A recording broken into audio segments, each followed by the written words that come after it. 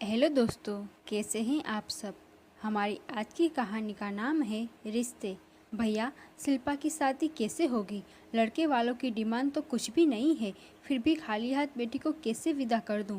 जेठ जी ने तो पल्ला झाड़ लिया है। शिल्पा के पापा रहते तो मुझे कोई चिंता ही नहीं रहती, लेकिन कहते हुए मीना रोने लगी तो लखन बाबू अब बहन के कंधों पर दोनों हाथ रखते हुए बोले, रोती क्यों हो मीना, भगवान सब ठीक कर देंगे। और फिर हम हैं ना, शिल्पा के मामा मामी। हाँ मीना, अपने भैया भाभी पर भरोसा रख, सब धूमधाम से हम अपनी शिल्पा का ब्याह करेंगे। अब चाय पी ले, तेरी पसंद की अदरक वाली बनाई है। हंसते हुए लखन बाबू की पत्नी ने कहा तो मीना अभिभूत हो गई। मीना लखन बाबू की ममेरी बहन थी। संपत्ति के बंटवारे को लेकर अपनी बहन कावेरी ने तो भाई से संबंध तोड़ लिया था, लेकिन मीना बहन का फर्ज निभाने में कभी पीछे नहीं रही थी। 5 साल पहले जब दिल्ली में उनकी पत्नी की गंभीर सर्जरी हो रही थी, वो अकेले पड़ गए थे, तब मीना के पति ने ही आगे बढ़कर कहा था कि भाई साहब, आप चिंता क्यों करते हैं, हम सब हैं ना। और मीना ही साथ रहकर अपनी भाभी की सेवा की थी। किशोरावस्था में जब मोहन गलत संगत में पड़कर पढ़ाई से जी चुराने लगा था, दोनों पति पत्नी बेटे को सही राह पर लाने में नाकाम हो गए थे, तब मीना भतीजों को यह कहकर अपने साथ ले गई थी कि अब आपका वाला मोहन ही लौटाऊंगी, और उसने अपना वादा पूरा किया भी। उसी की मेहनत का फल था कि आज उनका बेटा ऑस्ट्रेलिया की एक कंपनी में सॉफ्टवेयर इंजीनियर है। 2 साल पहले मीना के पति की मृत्यु हो गई और बेटी को दुल्हन बने देखने के साथ उसके पति की अधूरी रह गई। अपनी पहचान वालों की मदद से मीना बेटी के लिए रिश्ता तो अच्छा मिल गया था, लेकिन लेन देन करने में उसके हाथ जरा तंग हो रहे थे। इसलिए वो मदद की आस लेकर भाई के पास आई थी। शाम की चाय पीते हुए लखन बाबू जरा चिंतित थे। पत्नी ने उसके मस्तक पर चिंता की रेखाएं देखी तो पूछने लगी कि क्या बात है। तब लखन बाबू बोले, मीना को कह तो दिया कि सब हो जाएगा, लेकिन तुम ही बताओ कि पेंशन के पैसों में से कैसे संभव है। कपड़े लते तो हो भी जाए तो जेवर की व्यवस्था तो मुश्किल है।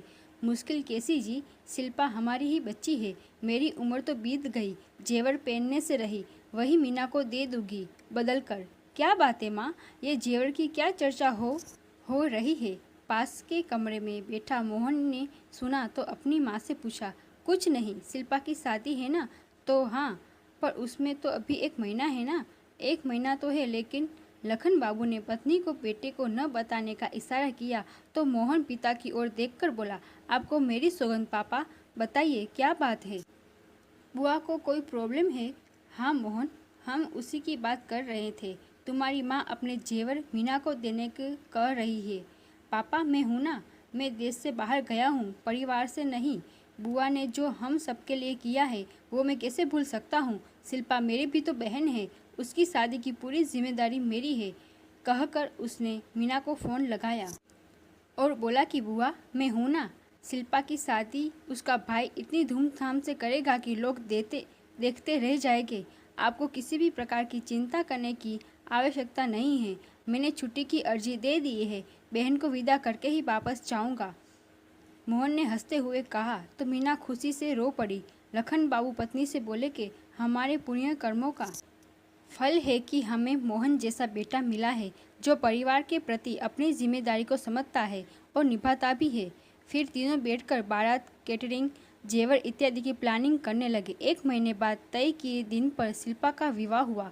लखन बाबू और मोहन ने शिल्पा की शादी में कोई कमी नहीं होने दी। उन्होंने अपने फर्ज को दिल से निभाया था।